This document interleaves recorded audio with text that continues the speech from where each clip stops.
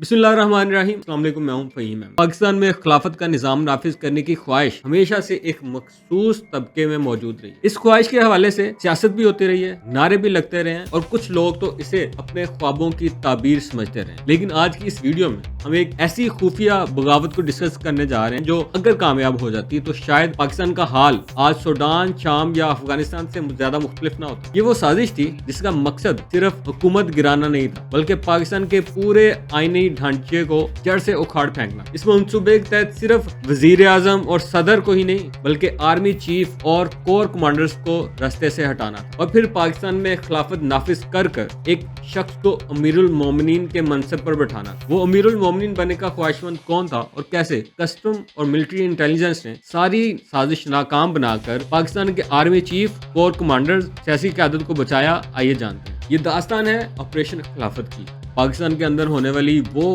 खौफनाक साजिश जिसका नतीजा अगर साजिशों के मर्जी के मुताबिक निकलता तो शायद पाकिस्तान मौजूदा हालत में मौजूद ना हो। इस पूरे मिशन को एक्सपोज होने की इब्तिदा बज़ाहिर एक रोजमर्रा की इंटेलिजेंस इतला से होती है। मिलिट्री इंटेलिजेंस से कस्टम इंटेलिजेंस को इतला मिली कि कोहाट के करीब एक गाड़ी के जरिए असले की स्मगलिंग होने वाली। देखने में ये कोई अनोखी बात नहीं थी, ये एक रोजमर्रा की स्मगलिंग थी जिसको नाकाम बनाना कस्टम इंटेलिजेंस का काम था। लेकिन किसी को अंदाजा नहीं था कि ये इतला पाकिस्तान की तारीख की एक बड़ी अंदरूनी बगावत से पर्दा उठाने का बायस बनेगी। एक रोज मिलिट्री इंटेलिजेंस की इतला पर कस्टम्स के एक अफसर जवाद और इनकी टीम ने नाका लगाया। कुछ ही देर में एक मशकूक गाड़ी आती दिखाई दी। गाड़ी रोकी गई तो इसमें से दो अफराद उतरे। एक ने अपना नाम सिपाही मकसूद बताया जबकि दूसरा शख्स अपना नाम कारी सैफुल्लाह बता रहा। अब ये वही कारी सैफुल्लाह अख्तर था जिसके बारे में लिखा गया है कि वो कश्मीर और अफगानिस्तान के लिए जिहादी एक्टिविटीज करता रहा। क्या जब गाड़ी खोली गई तो जो कुछ इस गाड़ी से निकला वो वहां मौजूद कस्टम इंटेलिजेंस के लिए हैरान कर देने वाला। इसके अंदर 26 क्लाशनकोव्स, 5 rocket, 1 rocket launcher, 50 hand grenades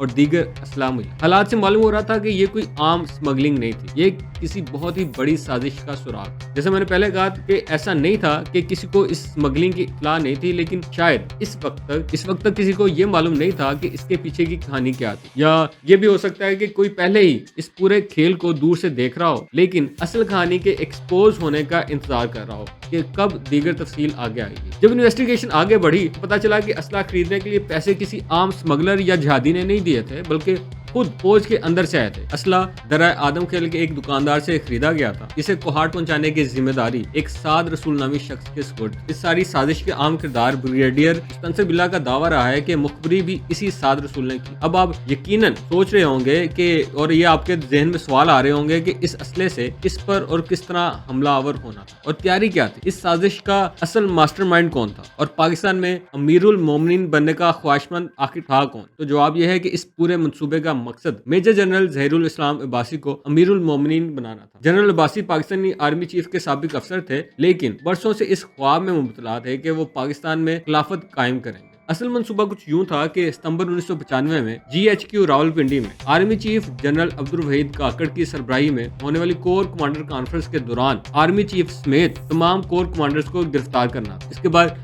general Abbasi खुद को आर्मी चीफ करार देते, सदर फारूक लगारी और वजीर आजम बेनजीर भुट्टो को गिरफ्तार किया जाता, टीवी स्टेशन पर कब्जा करके एक तकरीर करवाई जाती सो कॉल्ड अमीरुल मोमिनीन और यूं एक ही रात पाकिस्तान का पूरा निजाम बदल दिया जाता। अब ये एक पागलपन वाला मंसूबा था जिसकी एक अहम बात यह थी कि मंसूबे पर अमल दरामद के लिए फौजी जवानों को नहीं बल्कि मुबैना तौर पर कश्मीरी और अफगान मुजाहिदीन को इस्तेमाल किया जाना जिनकी क़यादत कारी सैफुल्लाह अख्तर कर रहे। लेकिन क्योंकि कारी सैफुल्लाह पहले ही पकड़े जा चुके थे इसलिए साजिश करने वालों के कदम डगमगाने लगे और इस मंसूबे पर अमल दरामद किया जाए या नहीं इस पर वो सोचना शुरू हो गए। तमाम भयानक बगावत के किरदार बड़ी चालाकी से आगे बढ़ रहे थे। कारी सैफुल्लाह अख्तर तहकीकात के दौरान इस मौक़िफ़ पे कायम रहे कि वो ये असला कश्मीरी मुजाहिदीन की मदद के लिए खरीद रहे। इस दौरान कार के मालिक कर्नल लियाकत राजा और ब्रिगेडियर मुस्तंसर बिल्ला से पूछगछ भी हुई मगर फिर भी असल मंसूबा बेनकाब नहीं हो पाया। शायद इसलिए एक बड़ी गिरफ्तारी के बाद भी ब्रिगेडियर मुस्तंसर बिल्ला और कर्नल लियाकत चाहते थे कि मंसूबे पर अमल दरामद हो। वो रावलपिंडी की एक मस्जिद में जनरल अब्बासी से खुफिया तौर पर मिले भी। कर्नल लियाकत के मुताबिक इस मुलाकात में जनरल अब्बासी ने कहा कि 30 सितंबर बहुत दूर है, कोर कमांडर्स कॉन्फ्रेंस का इंतजार नहीं करना चाहिए। इस मीटिंग में तय पाया कि इससे पहले ही कोई कार्रवाई की जाए, लेकिन फिर ये मंसूबा एक्सपोज हो गया। अब ये एक्सपोज कैसे हुआ, इसके बारे में मुख्तलिफ राय। ब्रिगेडियर मुस्तनसर बिल्ला ने अपनी किताब जो गैर कानूनी देकर जब्त की गई थी, इसमें दावा कर रखा है कि अमेरिका ने पाकिस्तान को 17 सितंबर 1995 को खुफिया इत्तला दी थी कि कुहाड़ से बरामद होने वाला असला दरअसल कश्मीर के मुजाहिदीन के लिए नहीं बल्कि फौज के अंदर बगावत के लिए इस्तेमाल किया जाए। मुस्तनसर बिल्ला के मुताबिक इन्हें और इनके साथी कर्नल लियाकत अली राजा को भी इसी इत्तला के फौरी बाद गिरफ्तार कर लिया गया। तफ्तीश के दौरान कर्नल लियाकत ने हिम्मत हार दी और पूरा मंसूबा उगल दिया। इसके बाद तकरीबन 100 फौजी अफसरान गिरफ्तार हुए। ताहम डॉन में पब्लिश खबर के मुताबिक साजिश की तफसीलात का इंकशाफ इस वक्त हुआ जब कारी सैफुल्लाह अख्तर वादा माफ गवाह बन गए। इनकी गवाही पर असलह और फौजी फर्दियों को ढूंढा गया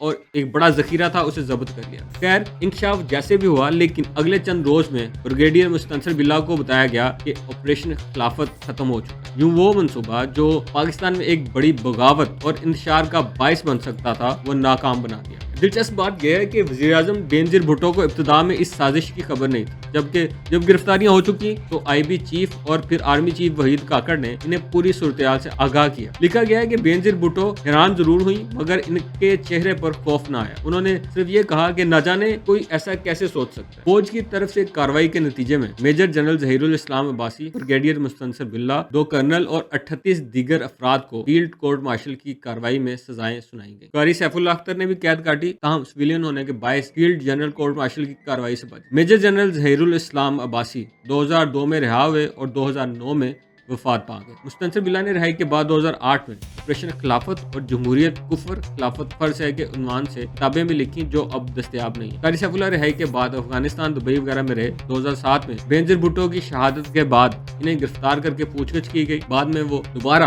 अफगानिस्तान चले गए, जहाँ उनकी एक ड्रोन हमले में हलाकत की खबरें हैं। फिर 2023 में सुप्रीम कोर्ट ने इसी साजिश के इल्जाम में सजा पाने वाले 2 साबिक फौजी अफसरान की तरफ से सजाओं के खिलाफ जो दरख्वास्तें हैं उन्हें मुस्तरद कर दिया। अब जरा तसव्वुर कीजिए, अगर ये बगावत कामयाब हो जाती, अगर कमांडर्स गिरफ्तार हो जाते या मार दिए जाते, और अगर वज़ीर-ए-आज़म और सदर यरगमाल बना दिए जाते, अगर जनरल अब्बासी खुद को अमीरुल मोमिनीन करार दे देते, तो पाकिस्तान का नक्शा, सियासत, फौज सब कुछ शायद तबाही का शिकार हो जाता, मुल्क खाना जंगी में डूब जाता। लेकिन शुक्र है ये बगावत नाकाम हुई। चाहे कोई इसे इत्तेफाक है, मुल्की इंटेलिजेंस की मुखबरी है या किसी आलमी एजेंसी के इत्तला, मगर इस नाकामी ने पाकिस्तान को बड़ी तबाही से बचा लिया। यही है ऑपरेशन खिलाफत की कहानी। एक ऐसी बगावत, एक ऐसा मंसूबा जो अगर मुकम्मल हो जाता तो पाकिस्तान शायद मौजूदा हालत में ना हो, लेकिन खुशकिस्मती से ऐसा नहीं हुआ और पाकिस्तान शख्सी ख्वाहिशात का निशाना बनने से बच गया। आज तक के लिए इतना ही। इंशाल्लाह अगली वीडियो में फिर हाजिर होऊंगा। अपना ख्याल रखिएगा। अल्लाह हाफ़िज़।